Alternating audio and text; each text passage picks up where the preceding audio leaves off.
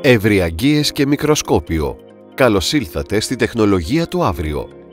Καλώς ήλθατε στη τεχνολογία Carl Zeiss, το πρώτο μικροσκόπιο στην Ελλάδα που βοηθά στη μόνιμη θεραπεία των ευρυαγγειών. Σήμερα οι ευρυαγγείες θεραπεύονται με λέιζερ, με σκληροθεραπεία ή με συνδυασμό και των δύο για τελειότερο αποτέλεσμα. Το πρόβλημα με τις ευρυαγγείες είναι ότι δεν φαίνονται όλες με γυμνό μάτι. Μέχρι σήμερα. Γιατί σήμερα το πρωτοποριακό μικροσκόπιο Carl Zeiss δίνει οριστική λύση στη θεραπεία και των πιο δυσδιάκριτων ευρυαγγειών. Το μικροσκόπιο μεγενθύνει και τις πιο μικρές ευρυαγγείες μέχρι και 20 φορές, κάνοντας τες 100% προσβάσιμες στο γιατρό για να εξασφαλιστεί η τέλεια θεραπεία τους.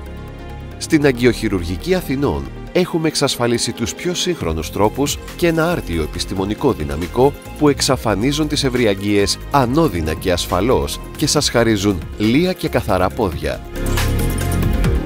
Η θεραπεία ολοκληρώνεται σε 2 ώρες συνεδρίες και ευρυαγγείες τέλος. Μόνο στην Αγγειοχειρουργική Αθηνών.